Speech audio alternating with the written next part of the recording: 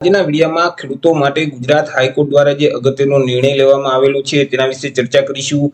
ખેડૂતોને મિત્રો પાક વીમો છે તે મળવાપાત્ર થશે અને આ પાક વીમાની રકમ છે તે 3 સપ્તાહમાં ચૂકવવા હાઈકોર્ટ દ્વારા આદેશ કરવામાં આવેલો છે। તમામ વિગતવાર માહિતી મેળવીએ તે પહેલા વિડીયો ગમે તો લાઈક અને શેર કરી દેજો। ચેનલમાં નવા હોય તો ચેનલને સબસ્ક્રાઇબ કરી દેજો। તો ચાલો મિત્રો વિડીયોની શરૂઆત કરીએ। મિત્રો વર્ષ 2017માં રાજ્યમાં અતિવૃષ્ટિ થઈ હતી, તેને કારણે ખેડૂતોના ખેતરમાં જે ઊભો પાક હતો તેને ભારે નુકસાન થયું હતું, પરંતુ મિત્રો અહીં વીમા કંપનીએ નુકસાનનું વળતર ન ચૂકવતા જાહેરાતની અરજી કરવામાં આવેલી હતી, જેથી કરી ખેડૂતોને પાક વીમો છે તે 3 સપ્તાહમાં ચૂકવી દેવા સરકાર અને વીમા કંપનીને હાઈકોર્ટ દ્વારા આદેશ કરવામાં આવેલું છે। વિગતવાર માહિતી મેળવીએ તો કે રાજ્યભરમાં વર્ષ 2017માં થયેલી અતિવૃષ્ટિને કારણે ખેડૂતોને થયેલ જે પાકમાં નુકસાન છે તો તેના સામે વીમા કંપનીએ મિત્રો રકમ છે તે નહીં ચૂકવતા હાઈકોર્ટમાં જાહેરાતની અરજી ખેડૂતો દ્વારા કરવામાં આવેલી હતી અને આ મામલે ગુજરાત હાઈકોર્ટે એક મહત્વનો ચુકાદો આપ્યો છે। અહીં ખેડૂતોને 3 સપ્તાહમાં વીમાનું વળતર ચૂકવી દેવા સરકાર અને વીમા કંપની બંનેને આદેશ કર્યો છે।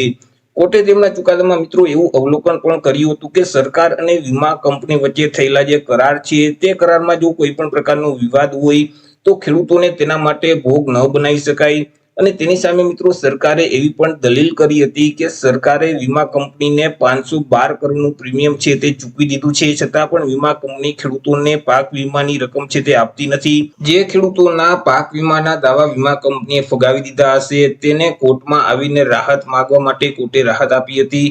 હાઈકોર્ટના આ આદેશને પગલે રાજ્યના હજારો ખેડૂતોને રાહત છે તે મળી છે। જેમ કે મિત્રો સુરેન્દ્રનગર, મોરબી, આણંદ, પાટણ, બનાસકાંઠા, સાબરકાંઠા સહિતના અનેક જિલ્લાના જે ખેડૂતો છે તો તે ખેડૂતોને હાઈકોર્ટમાં અતિવૃષ્ટિને કારણે જે થયેલ પાક નુકસાન છે તો તેની સામે મિત્રો વળતર છે તે મળવાપાત્ર થશે અને વળતર મેળવવા માટે અરજી છે તે કરી હતી। તેમાં મિત્રો એડવોકેટ સુબોધ કુમુદે એવી પણ રજૂઆત કરી હતી કે વર્ષ 2017માં રાજ્યમાં અતિવૃષ્ટિને લીધે ખેડૂતોનો જે પાક છે તે સંપૂર્ણપણે નાશ પામ્યો હતો, તેની સામે તેમને સરકાર અને SBI ઇન્સ્યોરન્સ કંપની છે તો તેમની પાસે પાકોનું વળતર મેળવવા માટે રજૂઆતો પણ કરી હતી, પરંતુ કેટલાક ખેડૂતોની અરજી છે તે સરકારે અને કેટલાક ખેડૂતોની અરજી છે તે વીમા કંપનીએ ફગાવી દીધેલ હતી। વીમા કંપનીએ એવો જવાબ આપ્યો હતો કે સરકારે પ્રીમિયમની રકમ નહીં ચૂકવી હોવાથી ખેડૂતોને વળતર આપી શકાશે નહીં, પરંતુ મિત્રો અહીં સરકારે એવી દલીલ કરી હતી કે વીમા કંપનીને 512 કરોડનું પ્રીમિયમ ચૂકવી દીધું છતાં પણ વીમા કંપનીએ ખેડૂતોને પાક વીમાની રકમ છે તે આપતી નથી। હવે મિત્રો અહીં હાઈકોર્ટના ચુકાદા મુજબ અહીં 3 સપ્તાહમાં ખેડૂતોને વીમાની જે રકમ છે તે ચૂકવી દેવામાં આવશે। અહીં વ્યક્તિગત ખેડૂતો છે તે વળતર માટે અરજી કરી શકશે। સરકારે ખેડૂતોના વીમા માટે ખાસ કમિટીની નિમણૂક કરી હતી અને આ કમિટીએ વર્ષ 2023માં એક રિપોર્ટ પણ જાહેર કર્યો હતો, રજૂ કર્યો હતો।